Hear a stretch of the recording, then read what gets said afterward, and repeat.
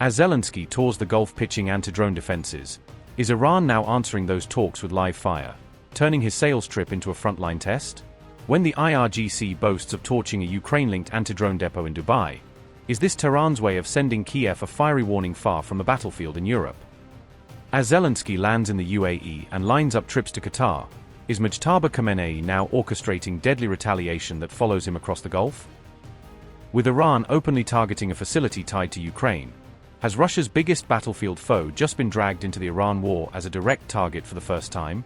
As Mohammed bin Zayed hosts high-stakes meetings on regional security, is Iran deliberately firing missiles in the background to remind everyone who really sets the tempo?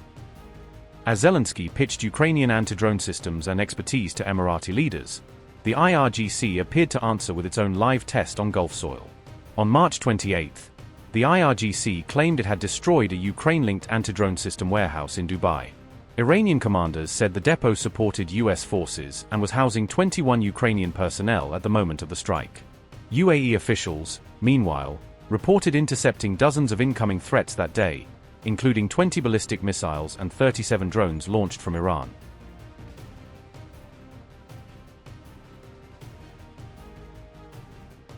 The claimed strike came just as the Ukrainian president was in the Emirates holding talks on Gulf security and Iran's attacks. Zelensky met Mohammed bin Zayed to discuss Iranian strikes, the Hormuz blockade and their impact on energy flows. He warned that terror must not prevail anywhere and said protection against drones and missiles must be sufficient for all partners. Kiev says its drone experts are now helping the UAE, Saudi Arabia, Qatar, Kuwait and Jordan counter Iranian-designed threats. A day earlier in Saudi Arabia, Zelensky had flagged a new important defense arrangement with Riyadh, without giving full details. Tehran had already warned that Ukraine could become a legitimate target if it helped shoot down Iranian drones in the region. On March 14, senior lawmaker Ibrahim Azizi publicly declared Ukraine is now a legitimate target for Iran. Azizi argued that alleged Ukrainian drone help to Israel amounts to direct participation in the war against Iran.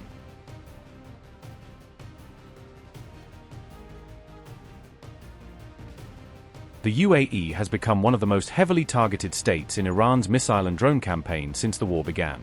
Even successful intercepts send debris crashing down, sparking fires and injuries in parts of Abu Dhabi. Authorities recently reported multiple blazes and at least 6 injuries tied to falling fragments from intercepted missiles. Overall, the UAE says its defenses have stopped roughly 398 missiles and more than 1,800 drones since the conflict erupted.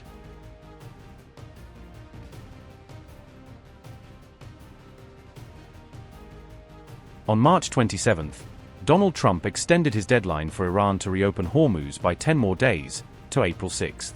He said he was pausing the period of energy plant destruction at Iran's own request while talks continue. Trump insists the negotiations are going very well and blames the fake news media for suggesting otherwise. Iran, meanwhile, denies begging for any deal and keeps up strikes from the Strait of Hormuz across the wider Gulf. For 47 years, Iran has been known as the bully of the Middle East. But they are not the bully any longer. They're on the run.